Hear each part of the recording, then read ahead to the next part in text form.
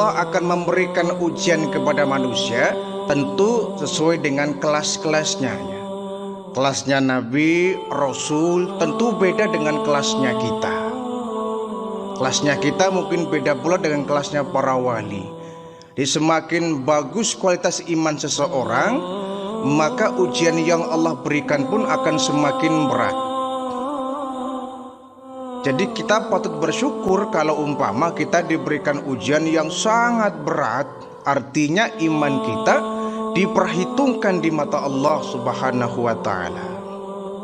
Ya. Seberat-beratnya ujian yang diberikan kepada kita, orang-orang awam ini, rasanya belum seberapa ya dibanding dengan ujian yang diberikan kepada para nabi, para rasul.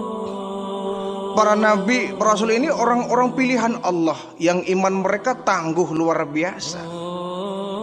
Sehingga pantas kalau kemudian ujian yang diberikan kepada para nabi dan para rasul ini sangat berat. Kayaknya kalau ujian yang ada pada nabi, rasul diberikan kepada kita, kayaknya kita nggak tahan, nggak bakal kuat ya. Ya karena memang kualitas iman kita pun berbeda dengan iman yang dimiliki para nabi dan para rasul. Saya ambil contoh misalkan saja Nabi Ayub alaihi salam ya. Kita semua tahu dalam sejarah Nabi Ayub ini nabi yang memiliki ketahanan iman, kesabaran yang sangat luar biasa ya. Beliau merupakan satu di antara 25 nabi rasul yang diuji oleh Allah dengan ujian yang sangat berat, tetapi dijalani oleh Nabi Ayub dengan sangat sukses ya, tanpa berkurang sedikit pun iman beliau kepada Allah Subhanahu wa Ta'ala. Jadi awal kisah dari Nabi Ayub ini, beliau itu merupakan masih cucu dari Nabi Ibrahim ya, alaihissalam. Jadi bapak beliau namanya Is putra dari Nabi Yakub, Yakub putra dari Nabi Ishak, Ishak adalah putra dari Nabi Ibrahim alaihissalam. Jadi merupakan cucu ya, buyut dari Nabi Ibrahim, Nabi Ayub ini. Adapun istri beliau Siti Rahmah itu merupakan cucu dari Nabi Yusuf alaihi salam ya. Jadi memang keluarga Nabi ya, Nabi Ayub ini. Nah, beliau oleh Allah diberikan kekayaan yang sangat berlimpah ruah ya, warisan dari bapaknya Is. Kekayaan yang sangat berlimpah ruah. Peternakannya banyak, dari mulai peternakan kambing, keledai, kuda, sapi, sampai unta. Sangat berlimpah ruah hartanya ini. Bahkan mungkin lebih kaya ya dibanding dengan orang-orang kaya di zaman sekarang ini. Dan Nabi Ayub ini karena dia nabi, biarpun kaya, berlimpah ruah ya, dermawan beliau ini, suka memberi. Hartanya tuh dibagi-bagi kepada orang-orang miskin. Tidak ditumpuk seperti orang zaman sekarang ya, untuk 7 turunan misalkan. Tidak, Nabi Ayub dibagi-bagi hartanya itu. Kambingnya dibagi-bagi, tapi nggak pernah habis. Untanya, keledainya dibagi-bagi orang gitu, tapi nggak pernah habis. Beliau tuh contoh orang kaya yang dia dermawan, tidak sombong, tidak angkuh, selalu mendengarkan omongan orang-orang kecil ya, bergaul dengan orang-orang miskin. Tapi ibadah beliau, beliau nabi, luar biasa kepada Allah itu. Ibadahnya luar biasa. Nah, iblis ya, iblis ini paling tidak suka kalau ada orang kaya, ibadahnya mantep, orangnya rendah hati, suka berbagi. Iblis paling gak suka ini. Dari dulu sampai sekarang yang namanya iblis tuh paling benci kepada orang sudahlah kaya, tidak sombong, tidak angkuh, dan suka berbagi, tidak pelit, tidak bakhil. Jadi kita kalau pengen dibenci iblis gampang. Kalau Anda adalah orang yang kaya, janganlah sombong, Janganlah angkuh, sukalah berbagi, taatlah kepada Allah, ibadah jangan ditinggalkan. Pasti akan dibenci oleh iblis, laknatullah alaih. Nabi Ayub ini sangat dibenci oleh iblis. Paling marah ya kalau lihat Nabi Ayub sedang bagi-bagi uang. Ya, paling gelisah kalau melihat Nabi Ayub sudah berbagi-bagi rizkinya kepada orang-orang miskin itu. Ibadahnya luar biasa, siang malam beliau ada di mihrab ya, melaksanakan taqarrub ilallah, zikirnya, wiridnya, tasbihnya, sujudnya luar biasa ya, karena beliau merupakan nabi. Satu hari iblis ini kemudian menghadap Allah ya, bikin berita hoax, cara kita ya, berita hoax. Wahai Allah, kata iblis, itu hambamu yang namanya Ayub. Kenapa iblis? Dia itu taat ibadah, taat menyembah kepada engkau karena engkau beri dia kekayaan. Coba dia beri kemiskinan, bahkan berhenti dia ibadah. Kata Allah, iblis, kamu jangan sok tahu. Aku tahu dari apa yang kau tidak tahu. Aku tahu Ayub ini hambaku yang ikhlas menyembah kepadaku. Biarpun dia kaya ataupun miskin, bahkan dia insya Allah masih menyembah kepadaku. Iblis, kau jangan sok tahu. Tidak ya Allah, dia taat kepadamu, taat ibadah karena dia kaya. Coba dia miskin, berhenti ibadahnya. Silakan kalau kau ingin bukti. Baik ya Allah, akan aku buktikan ucapan saya. Bahwa apa kau iblis? Aku akan bikin dia bangkrut dari hartanya itu.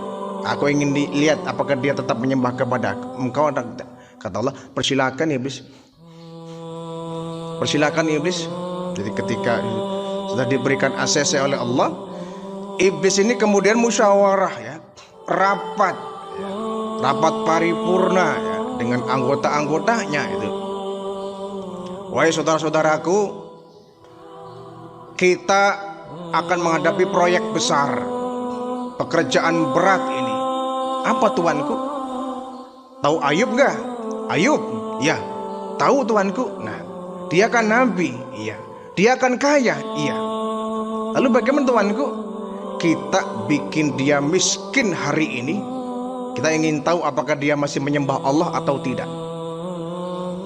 Caranya tuanku, caranya kalian musnahkan semua benda-benda milik dia, kekayaan dia, termasuk ternaknya, musnahkan semua. Baik tuanku, silakan menyebar kalian. Menyebarlah semua tuh pasukan tentara iblis ini. Ya, ternak milik Nabi Ayub dimusnahkan, dimatikan semua, dari ternak kambing sampai ternak onta, di bumi hanguskan, dimatikan. Bahkan dalam sekejap semua hewan ternak Nabi Ayub mati tanpa ada satu yang tersisa. Iblis tertawa. Nah, Ayub, sekarang kau bukan lagi orang kaya Ayub. Kau sekarang jatuh miskin, ternakmu semuanya habis. Kau pasti akan menyesal dan akan kecewa kepada Tuhanmu. Nah, satu hari Nabi Ayub ini sedang ibadah ya, di mihrab, sedang melaksanakan sholat lah ya. Datang iblis. Ayub, dengarkan saya. Ayub, dengarkan suara saya. Kata yang Nabi Ayub sedang ibadah ya. Lagi ibadah ya, Nabi Ayub tetap konsen kepada Allah. Nah, selesai ibadah, Nabi Ayub nengok, ada apa iblis? Ayub, ada berita penting. Berita penting apa? Kau sedang ngapain di sini? Ya ibadah lah, menyembah kepada Allah. Menyembah kepada Allah tentu. Ada apa iblis? Percuma Ayub. Kenapa? Tuhanmu Allah yang setiap hari kamu sembah sekarang sudah menyebabkan kamu jatuh miskin. Maksudnya bagaimana iblis? Coba kau lihat di luar sana, di lapangan sana. Ternakmu saat ini habis musnah, dimatikan oleh Allah.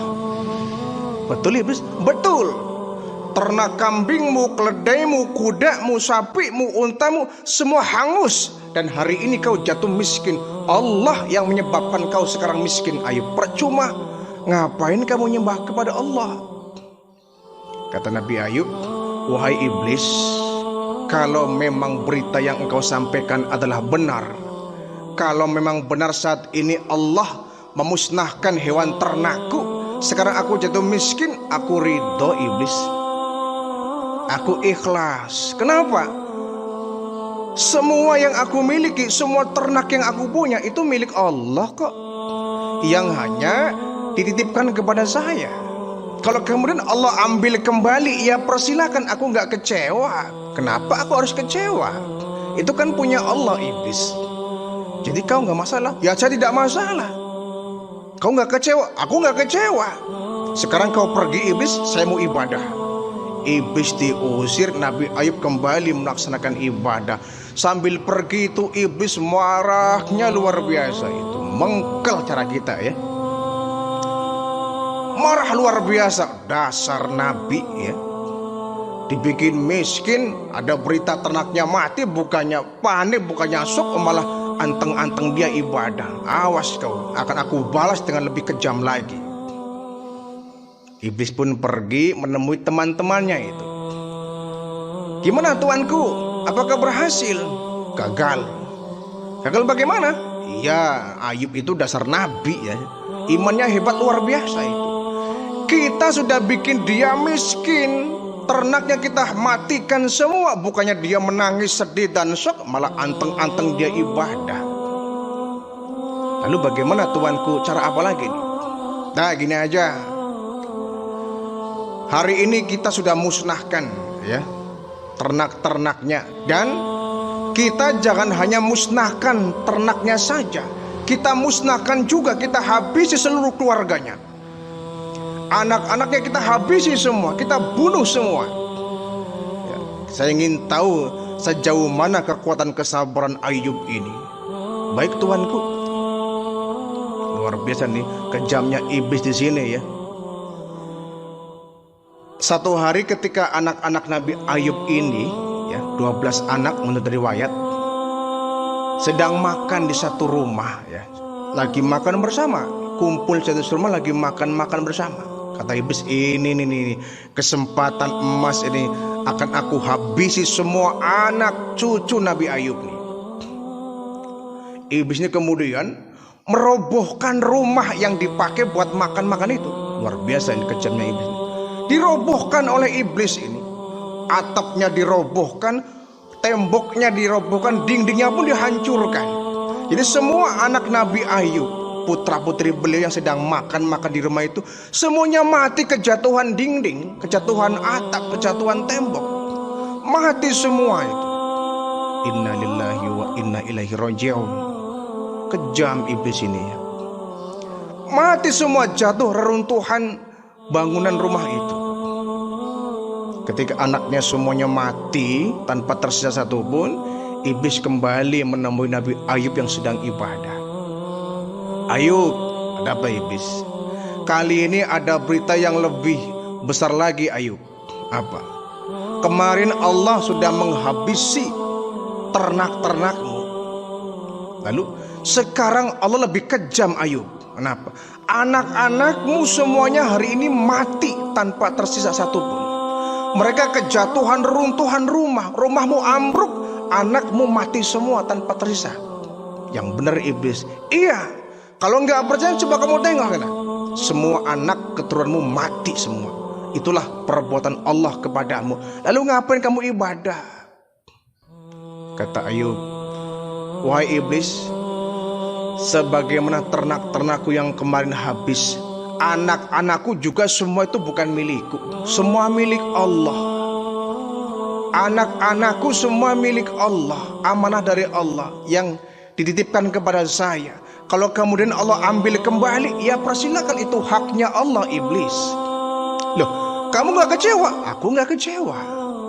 Kamu gak sedih? Ya sedih mah tentu, tapi ini sudah ketentuan Allah. Allah yang punya mau, aku perasa, aku ridho kepada Allah subhanahu wa ta'ala. Silakan kau pergi iblis, saya mau ibadah. Diusirlah iblis. Semakin marah iblis ini. Ini orang pikirnya taruh di mana? Otaknya taruh di mana ini? Anak-anaknya mati, bukannya panik, bukannya berlarian menangis. Malah anteng-anteng ibadah. Ini lebih mengkel marahnya iblis ini. Marah semakin besar itu. Kalau kemarin marahnya masih ya. Sekarang luar biasa. Kenapa? Anaknya dimatikan semua, kok malah anteng-anteng gak ada respon sedikit pun. Saking mengkelnya ini iblis, Nabi Ayub lagi ibadah, telinganya ditiup. Telinga ditiup. Ketika Nabi Ayub ditiup telinganya, dadakan tubuh beliau bergetar, panas luar biasa itu. Ya. Demam tinggi beliau, panas luar biasa badan beliau sampai tidak berdaya beliau. Hampir-hampir beliau jatuh. Ya. Saking lemasnya tubuh beliau mendadak panas, badan mendadak panas. Ya. Nabi Ayub pun jatuh sakit. Dan bukan hanya itu, tubuh Nabi Ayub ini kemudian merasakan gatal yang luar biasa. Ya. Gatal yang luar biasa. Akhirnya karena gatal, ya terus digaruk-garuk oleh Nabi Ayub ya. Yang lama kelamaan dari yang gatal ini digaruk-garuk menjadi luka, berdarah, bernanah ya. Sampai sekujur tubuh beliau semuanya berdarah. Menjadi sebuah luka yang mengeluarkan bau yang tidak sedap. Kian hari kian parah Nabi Ayub ini. Badan semakin penuh dengan luka ya. Dari muka sampai kaki penuh dengan luka. Digaruk-garuk sana, gatal sini, gatal kakinya, gatal tangannya, gatal, semua badan gatal. Digaruk-garuk semakin terlukalah. Akhirnya berhari-hari, berbulan-bulan semakin parah. Semakin kurus Nabi Ayub ini. Akhirnya karena dia mengeluarkan bau yang tidak sedap ya. Mungkin orang sekarang ini dinamakan penyakit kusta barangkali ya. Nabi Ayub dipenuhi penyakit kusta. Walaupun ada sebagian riwayat yang menyangkal ya bahwa beliau bukan penyakit kusta, karena beliau itu adalah nabi, nggak mungkin dapat penyakit yang serendah itu ya. Ada riwayat yang menjelaskan seperti ini. Namun jumhur para mufassirin menceritakan bahwa Nabi Ayub benar adalah mengalami penyakit kusta yang luar biasa. Baunya luar biasa. Akhirnya warga sepakat untuk memindahkan Nabi Ayub dari kampungnya. Khawatir warga akan teridap penyakit yang dimiliki Nabi Ayub. Dia bilang ke istrinya Siti Rahmah, Siti Rahmah, suamimu Ayub tolonglah, jangan ada di kampung ini. Kau pindahlah dari kampung ini. Tuan, kalau kami pindah, kamu pindah kemana? Yes, persilakanlah, kau kan punya saudara mungkin ya. Kau bawa tuh suamimu, jangan di kampung inilah. Kami khawatir penyakit yang ada di suamimu akan menyebar ke semua warga. Kau bawa pergilah. Akhirnya istrinya itu menghadap kepada suaminya. Bang, cara kita ya, warga kayaknya sudah nggak berkenan kalau abang tinggal di sini. Lalu mau kemana? Sudahlah kita pergi aja. Kemana kek? Kita pergi daripada kita akan jadi amukan warga. Baiklah. Nabi Ayub kemudian dipapah oleh istrinya itu Siti Rahmah itu. Ini istri yang luar biasa ya. Istri solehah Siti Rahmah ini. Bukan hanya setia ketika kaya, tapi setia juga ketika beliau dalam kondisi yang miskin. Bukan hanya miskin, bahkan Nabi Ayub menderita penyakit yang sangat parah. Kian lama, kian parah, sampai Nabi Ayub nggak bisa berjalan. Akhirnya digendong oleh istrinya, subhanallah.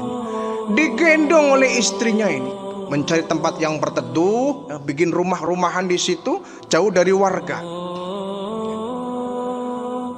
Nah ini penyakitnya bukan tambah sembuh, tambah parah ini, sampai kurus beliau itu, sangat kurus ya.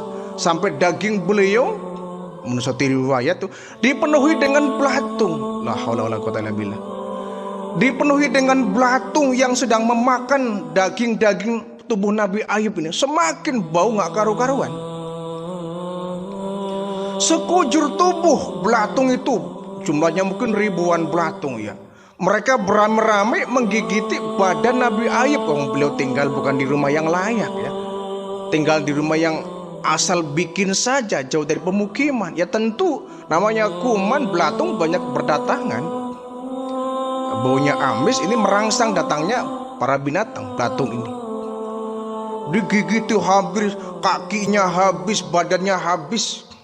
Kata Nabi Ayub, kau boleh memakan dagingku belatung, asalkan saya minta 2 bagian tubuhku yang gak boleh kau makan, lidah dan hatiku. Kenapa? Lidah adalah tempat aku bertasbih kepada Allah, jangan kau makan lidahku. Hati juga tempat aku bertakarub ilallah, ya, menyambungkan hubunganku dengan Allah, jangan kau makan hatiku, wahai belatung. Yang lain silakan kau makanlah. Di belatung itu banyak di kaki, banyak di muka, banyak di badan, banyak. Sampai habis daging tubuh dari Nabi Ayub ini. La haula wa quwwata billah. Dan anehnya Nabi Ayub ini, kalau ada belatung yang ada di tubuhnya tuh jatuh ke tanah, itu bukan dibuang, malah diambil lagi itu belatung, ditaruh lagi tubuh beliau. Hai belatung, ini rezekimu, silakanlah kau makan dagingku sepuasmu. Jatuh bukannya diusir, bukan dibersihkan, malah diambil lagi, ditaruh lagi di badan beliau. Kau silakanlah makan, ini rezekimu, ya. Kau silakan makan badanku belatung, asalkan jangan kau makan lidah dan hatiku. Sampai badan beliau tinggal tulang, ya, tinggal tulang, hanya beberapa gelintir daging yang nempel di tubuh beliau. Sampai kalau pagi itu matahari bersinar, itu sampai sinar matahari nembus ke belakang ke tubuh Nabi Ayub ini, bolong badannya ini. Subhanallah, ini cuma ibadah beliau, ya, tasbih beliau tetap dalam kondisi yang sakit, yang parah. Tetap beliau tidak istighfar, tapi beliau malah muji kepada Allah, ya alhamdulillah, alhamdulillah, alhamdulillah, alhamdulillah. Diberikan ujian yang begitu berat, itu malah beliau bertahmid kepada Allah, memuji kebesaran Allah. Istri beliau tiap hari dia pergi ke pasar, ya, untuk bekerja, karena beliau sudah nggak punya uang sepeser pun, ya. Rumah di kampung juga sudah hancur luluh, harta semua sudah dirampas, ya. Beliau menjadi miskin yang sangat luar biasa, nggak punya rumah, ya, termasuk orang fakir, ya. Istrinya sampai dia tiap hari ke pasar, ya, bekerja, dapat roti, dapat gandum dimakan untuk suaminya, tiap hari begitu, ya. Bahkan sampai ketika nggak punya uang sama sekali, Siti Rahma ini sampai beliau memotong rambutnya, ya, memotong rambutnya kemudian dijual. Subhanallah, ini sampai dijual untuk memenuhi kebutuhan sehari-hari Nabi Ayub ini.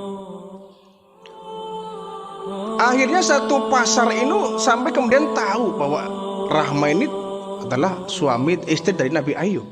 Rahma, kamu istrinya Ayub, ya? Iya. Ada di mana suamimu? Ada di sana. Besok kamu nggak usah kesini lah. Emang kenapa Tuhan? Ya khawatir kami ini pedagang di pasar ini akan tertular. Kamu kan istrinya Ayub. Ayub punya penyakit kusta. Kusta itu penyakit yang bisa menular, Rahma. Kalau kau tiap hari bolak-balik ke pasar, kau bisa saja memindahkan, ya, bakteri yang ada di tubuh suamimu kepada orang-orang yang ada di pasar. Ini bagaimana tuanku? Udah, pokoknya kau cari pasar yang lain, jangan kesini lagi. Luar biasa. Sampai Siti Rahma tidak diperbolehkan ke pasar karena orang-orang pada tahu ternyata beliau merupakan istri dari Nabi Ayub alaihissalam. Pulanglah ke rumah, sampai di rumah Nabi Ayub kaget luar biasa. Kok ada yang beda dari istriku nih? Ternyata kita lihat, masya Allah, rambutnya jadi pendek. Jadi pendek dia. Siti Rahma, kemana kan rambutmu? Kok dipotong? Iya mas, rambutku saya potong untuk dijual memenuhi makanan kita sehari-hari. Nangislah itu Nabi Ayub. Akhirnya Siti Rahma ini memberanikan diri, ya, usul kepada suaminya Nabi Ayub. Bang, cara kita, ya, Abang kan Nabi. Lalu ya kalau Nabi kan doanya pasti makbul. Lalu apa Rahmah? Ya tolonglah, minta kepada Allah lah, apa salahnya berdoa kepada Allah untuk kesembuhan abang. Rahmah, kau sudah capek mengurusiku? Tidak bang, bukan capek, bukan. Cuma namanya orang sakit ini minta sembuh kan wajar bang. Masa nggak pantas? Kata Nabi Ayub, Rahmah, kira-kira sakitku sudah berapa tahun? Kalau saya hitung-hitung 18 tahun bang. 18 tahun, iya.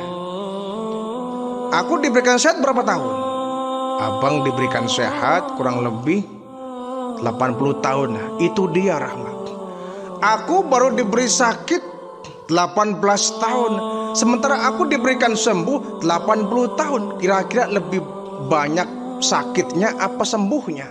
Lebih panjang masa sakitnya atau sembuhnya? Ya sakitnya sih bang. Itu dia Rahmah. Aku malu kepada Allah. Aku malu kalau harus minta sembuh kepada Allah. Sakitku dengan sembuhku lebih panjang masa sembuhku 80 tahun. Sakitku baru 18 tahun Rahmah. Aku malu kalau harus minta sembuh kepada Allah. Lah bang, ya kita kan manusia lah. Apa salahnya kalau kita minta sembuh? Nampaknya Nabi Ayub ini gak suka ya dengan usul Siti Rahmah. Beliau terus ibadah.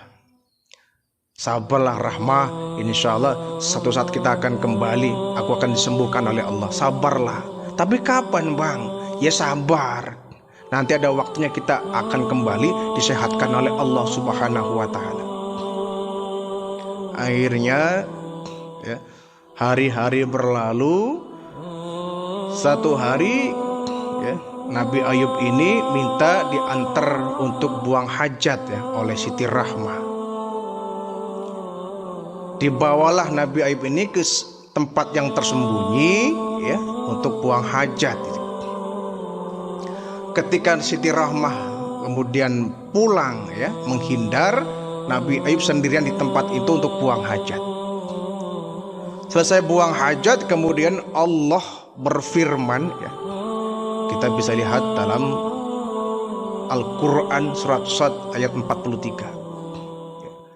Kata Allah, urkud birijlika, wahai Ayub, kau sudah sekian tahun lamanya sakit parah, hari ini akan aku sembuhkan. Urkud birijlika, kau hantamkan kakimu di tanah ini. Nabi Ayub menghantamkan kedua kakinya di tanah ya. Hadza muktasalum baridu wasyarab. Muncullah dua mata air. Satu mata air dari injakan kaki kanan, berdua air yang hangat ya. Air yang hangat, sementara injakan kaki kiri muncul air ya. Air yang dingin. Hadza muktasalum, yang ini untuk mandi wahai Ayub. Wasyarab, dan ini untuk minum. Jadi yang hangat dipakai untuk mandi, yang dingin dipakai untuk minum, untuk obat ya. Nabi Ayub nurut ya. Air itu memancar dari bawah tanah ya. Yang satu hangat, yang satu dingin. Yang hangat Nabi Ayub dipakai untuk mandi. Mandi, telanjang beliau tuh, nggak ada yang ngelihat ya. Dibersihkan semua badannya. Kemudian air yang dingin beliau minum ya, beliau minum sampai kenyang ya. Dan alhamdulillah keajaiban yang di luar akal manusia. Nabi Ayub alaihi salam perlahan badan beliau yang penuh dengan luka seketika sembuh itu tanpa memakan waktu yang lama. Seketika beliau mandi, sekujur tubuh beliau yang penuh dengan luka sembuh luar biasa. Kemudian air dingin yang memancar di sebelah kiri beliau minum dengan kenyang, sehingga tubuh beliau yang awalnya lemah, tidak berdaya, tidak bertenaga, kembali beliau itu segar luar biasa ya. Dikembalikan dalam bentuk yang semula. luka sudah tidak ada sedikit pun di tubuh beliau, tenaga pun kembali pulih, gagah lagi, ya, semangat lagi, bertenaga kembali. Bangunlah beliau, ya, untuk pulang. Di tengah jalan ketemu dengan istrinya Siti Rahmah. Siti Rahmah ini sampai nggak mengenali. Kenapa? Ya pantaslah 18 tahun. 18 tahun Nabi Ayub dengan muka yang tidak berbentuk. Saking banyaknya, ya, belatung yang memakan tubuh beliau, sampai Nabi Ayub ini nggak berbentuk, mukanya nggak jelas, ya, kayak tengkorak barangkali, ya. Sampai Siti Rahmah ini kemudian sampai agak-agak lupa ketika di jalan berpapasan dengan suaminya. Mas, kamu tahu Ayub enggak, suamiku Rasulullah? Ayub? Iya. Hai Rahmah, kau buka matamu lebar-lebar. Kau lagi ngomong dengan siapa? Kau sedang bicara dengan siapa? Ketika dilihat pernah, ingat bahwa itu adalah suaminya. Nangis Siti Rahmah itu, langsung dipeluk Nabi Ayub dengan erat. Bang, kau disembuhkan bang? Iya Rahmah. Alhamdulillah, sujud syukur itu. Nabi Ayub kembali dalam kondisi yang sehat walafiat, tubuh yang penuh dengan luka, ya, disembuhkan oleh Allah Subhanahu wa Ta'ala. Ya.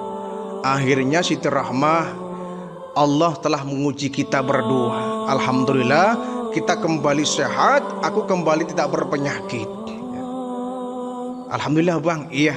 Nah, kemudian Nabi Ayub ini, ya, memiliki dua tempat, ya. Yang satu ada unggukan gandum, yang satu ada unggukan padi, ya. Nah, gandum ini kemudian ada segumpal awan di langit, ya, yang menaungi gandum tadi, kemudian menghujani gandum tadi. Dari gandum ini kemudian berubah jadi butiran emas. Subhanallah. Adapun beras yang di tempat lain milik Nabi Ayub, ya beras pemberian orang, ya, karena beliau kan lama nggak bekerja, ya. Gandum ya pemberian orang, ya, beras juga pemberian orang. Nah, yang beras ini juga dinaungi oleh awan, dihujani oleh awan tadi. Nah, beras ini kemudian menjadi butiran-butiran perak, gandum jadi butiran emas, beras jadi butiran perak. Dan seketika itu pula Nabi Ayub kembali, ya, bangkit dari terpuruknya. Beliau kembali berharta, kembali menjadi orang kaya. Kata Allah, Ayub, hartamu yang dulu aku ambil, aku kembalikan lagi kepadamu. Kau telah berhasil lulus menghadapi ujian dariku Ayub. Selamat kau, ya. Kau ternyata hambaku yang tetap konsisten menjadi hambaku. Ayub, anak-anakmu yang telah aku matikan, maukah aku kembalikan lagi? Luar biasa, tawarin lagi nih oleh Allah. Kalau engkau mau Ayub, anak-anakmu yang dulu mati, 12 anak, aku hidupkan kembali. Bagaimana? Kata Nabi Ayub, nggak usah ya Allah, biarkan mereka di sorga ya Allah, tidak usah kau kembalikan di dunia ini. Baik ya. Nabi Ayub tidak mau, ditawarkan anaknya hidupkan kembali, biarkan mereka di sorga lah, jangan dibalikin ke dunia ini. Akhirnya Nabi Ayub dan Siti Rahmah kembali oleh Allah diberikan karunia anak lagi, utuh kembali sejumlah anak yang dulu meninggal dunia.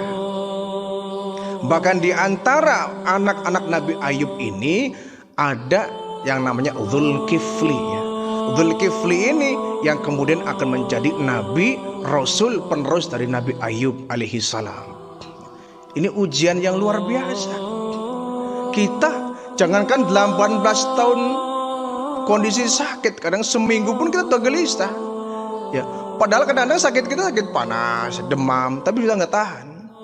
18 tahun Nabi Ayub badannya habis dimakan oleh belatung, tinggal tulang belulang, ya. Tinggal tulang belulang, tapi beliau malah malu minta sembuh kepada Allah. Kita kadang pilek cuma 3 hari, ya Allah sembuhkan ya Allah pilek saya ya Allah. Pilek 3 hari nggak tahan, ya. Nabi Ayub 18 tahun badannya habis dimakan oleh belatung, beliau tetap sabar. Ini kan ujian yang tidak mudah. Kata Allah, wahai Ayub, kau tahu ujian yang aku berikan kepadamu Ayub, Itu dulu banyak nabi dan rasul yang merengek minta agar ujian itu diberikan kepada mereka. Jadi ujian yang berat diderita oleh Nabi Ayub ini sebetulnya dulu sudah banyak diminta oleh para nabi dan para rasul. Tapi kata Allah, sengaja aku pilihkan ujian ini untukmu wahai Ayub. Ya, kalau aku mau, dulu banyak nabi dan rasul yang merengek, ya Allah, berikan ujian itu kepadaku, ya, sakit itu kepadaku. Aku tolak karena aku akan milih engkau Ayub sebagai penerima ujian yang berat ini.